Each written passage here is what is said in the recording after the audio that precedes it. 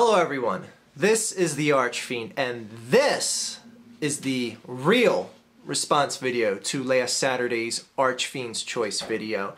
For those of you that didn't check out yesterday's video, I pulled a little April Fool's Day prank on you guys. I always do something on April Fool's Day. I'm surprised none of you caught on when I made that video last Saturday. I said I'd probably be making a video in response to this next Monday, which is April Fool's Day. I was waiting for you guys to say, he's making a video on Monday, so it must be an April Fool's Day trick. Anyway, I made that video and I gave you guys the 3 questions. Of course, I made the joke answers yesterday. April Fool's Day is done and gone. We had a good laugh about it, and, you know, all is well. Anyway, let's get to the questions here, because this was, again, I'm really digging the response and the thought and just the discussion that we've been having with this little social experiment, for lack of a better term. The feedback I've been getting from you guys has always, to this point, been so varied, and you guys are finally getting the gist, all of you, to not change the variables, not create a scenario that isn't part of the original question. So thank you guys for that. Anyway, let's get to the questions now. I'm going to do the same thing I did with that Archfiend's Choice response video from both of them before, where I'm going to kind of devil's advocate between picking one over the other and how one answer could be chosen and why people would choose one. Anyway, let's get to the questions. The first question was regarding if you had godlike powers and you can save only one circumstance from happening. Now, I kind of worded this a little wrong, and some people took it the wrong way. That was my fault, because I really should have clarified better that you were supposed to save one thing from happening, and then the other 2 would happen if it didn't. Those of you that didn't quite understand that, I'm sorry. That was my bad on that end. Anyway, the 3 circumstances were: you can save a plane of 200 people from crashing, 200 strangers to you from a foreign country that you don't know anyone on the plane. You could save 10 relatives of close friends of yours. It could be their parents, their brothers or sisters, an aunt, uncle, whatever. 10 random relatives are going to die that are related to your friends. Or you could save the life of a close friend. Now, one of the main reasons why I want to ask this question is the last time I did Archfiend's Choice, I did something where a variable is save a number of kids on a school bus or shoot a perfect stranger. And so many people use the logic of, well, the needs of the many outweigh the needs of the one. And this same week here I have a circumstance where there's many more people on this plane versus your one friend or the 10 relatives of some of your friends. And this week I saw that whole argument, or that whole point of the needs of the many outweigh the needs of the few or the one, very seldomly. Whereas last week, like half the people that picked the response of saving that busload of kids used that logic to say, well, there's more kids than that one stranger, so of course you're going to kill a stranger to save the kids. Didn't quite happen that way this week, and that's the whole thing, is when you have a personal attachment to someone because the kids were perfect strangers to you, and that stranger was a perfect stranger to you in that question from 2 weeks ago, this circumstance is different in that it's a close friend or it's relatives of close friends. So not so many people out there seem to use that logic, and I can understand that. And again, there's no right or wrong answers to these. Anyway, as for letting the plane crash, I can rationalize that in that they're strangers, you're never going to know them, you're never going to directly see the suffering of the family and friends of these people. I mean, you might see it in like news clips or something, but you're not going to feel that much of a, attachment to it. It's not that you're going to be sobbing endlessly, where you might be doing that if 10 close relatives of your friends or a close friend died. So there's a much more attachment of sorrow to choosing option B and C than there is to option A. Now, granted, some people may be more distressed over seeing 200 random strangers die. Some people said in some of their comments, well, I don't have any friends, so I guess I gotta save the 200 passengers from crashing in the plane. But anyway, what would I choose in this circumstance now? Just to kind of rationalize two of the other choices as well. Some people said one of the obvious choices would be to save the 10 relatives of 10 friends because it's a good middle ground. You would feel satisfied knowing you've saved 10 lives, but it sucks that a close friend of yours died, and it sucks that that plane crash happened, but it's fulfilling enough to know that you saved people that are gonna, you know, not feel sorrow, that you're going to see on a daily basis, that you personally know. And I can understand people that chose that. I would, geez, and I've been tossing this around in my head as to what I would absolutely choose. And I came down to what would be the most distressing to an interpersonal thing. And maybe this is just me being a bit selfish, but I would save the life of the close friend. The rationale I use to this is I've had friends where their parents, aunt, uncle, in one case a closer relative, a cousin died that was a similar age, and it wasn't that distressing of a moment, but one of the things that I feel just would be just so gut-wrenching, distressing to all of us as a clique of friends would be if one of us just flat out died. And again, call it selfish, but I think that is absolutely the most painful situation for me personally. And again, maybe I'm just selfish, but I would want the situation that was the least suffering for me personally. Anyway, that's how I got to my answer on that one.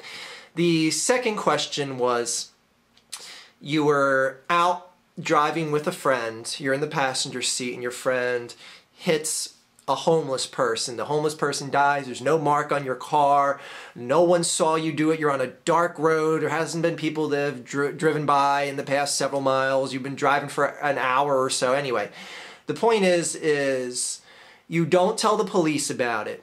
Your friend doesn't turn themselves in, and you just keep it quiet. You see on the news that you see, oh, that's the person we hit, blah, blah, blah. And a year goes by, nothing happens, they close the case, you start dating someone, a girl or guy, depending on what gender you are, and that person reveals to you, after you're deeply in love, dating for a year, that their mother had died in a car accident, and the killer was never found, and then she says the name, and you realize that's the name of the person. Shut up, Homer. You realize that's the name of the person that your friend killed. And I said to you, what would you do in that circumstance? Now, I could see making a damn good case for either way in this. As for, would you tell the loved one that your friend killed their mother? It could be seen as something that this person is moved on from this. Maybe they're mentally stable from it. You don't want to bring any grieving or suffering, like they've moved on. I can understand you not wanting to tell the person about this. The relationship's going great, and what they don't know won't hurt them, for lack of a better term. I can fully understand that, and I can absolutely see why so many people, and the majority of the comments I saw, said they would not tell the loved one about this because it would lead to a number of things, one of which would be you could potentially go to jail. If you did tell them about this, the situation could be brought back up. There is no statute of limitations for a murder. This would still be vehicular homicide. That's a third-degree murder charge. And you could also get charged with just some sort of like conspiracy to cover up something along those lines because you willingly knew about it, you saw it on the news, you kept it quiet. There's all sorts of charges the state could throw at you from this. But it would be a factor in this, thinking of it just from a law perspective, of the family's opinion to the court would weigh heavily on this. Like maybe you would just explain the situation. Maybe the family's understanding, but then again, maybe they're not, and they want to fry you in front of the judge and just bury you with their testimony. There's a number of things that, you know, maybe you would get off with just a minor charge of probation. Your friend is probably fucked, but that's a different story.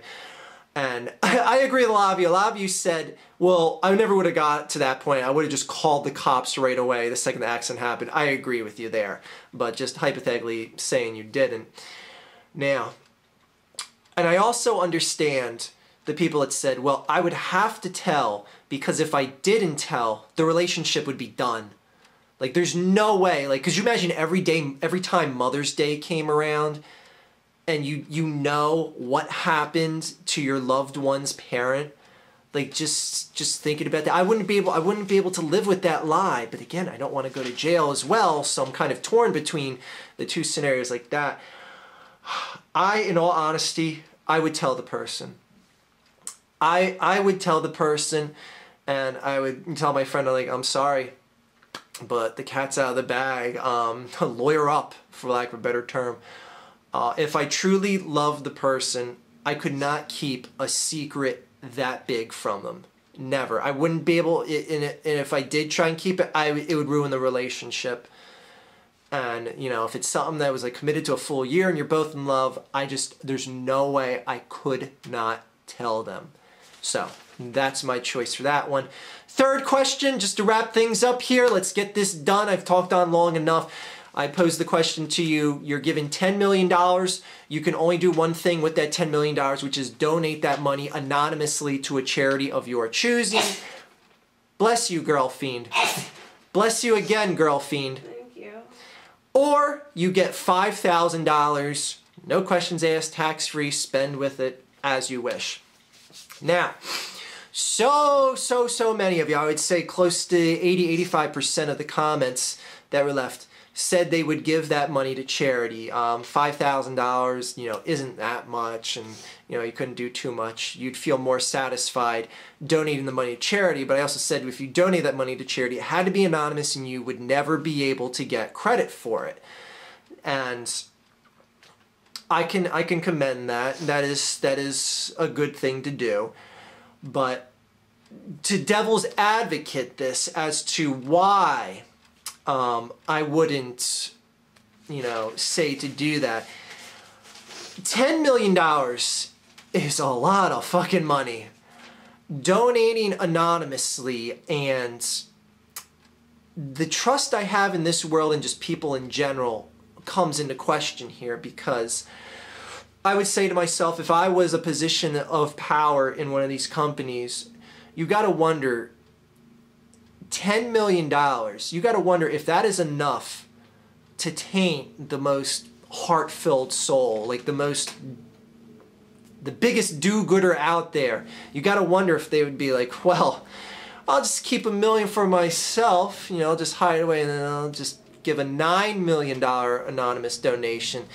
Like, I don't know. I just have a fear that the money would be just not properly taken to where it's gone. Because if it's anonymous, I mean, what are you going to do? You could be like, hey, I want to know where my $10 million went. You can't. That's the thing. It's anonymous. And, oh, I would like to believe that people are just absolutely good in positions like high up in a charitable company. But, you know, you got to question that. And as for keeping the $5,000, some people just need money. Some people just need cash. Some people don't need the gratification of knowing they did good for, you know, a charitable cause. I can absolutely understand that. And I can absolutely understand people are just, you know, selfish, and they just say, hey, I just want to buy cool shit. I really don't care to ever donate to a charity, and I never will. I can understand that. But what would I do? I want $5,000 because that could buy a lot of coke and hookers. But I would give the money to charity. I would give the $10 million anonymously to charity. But here's the thing. I would give it to a charity, like, it's not a huge conglomerate like the Red Cross or something like that. Not that they don't need the money. But I would like to give it to a smaller charity so that I could physically see the explosion from this newfound income that they got. It's not really an income, donation that they got. So I could physically see it firsthand, and I would know, like I was saying to Girlfiend this morning, I would want to donate it to something like an animal rescue shelter or something like that, and see them build other animal rescue shelters and see the physical just achievement with the money I gave them. So I would do that.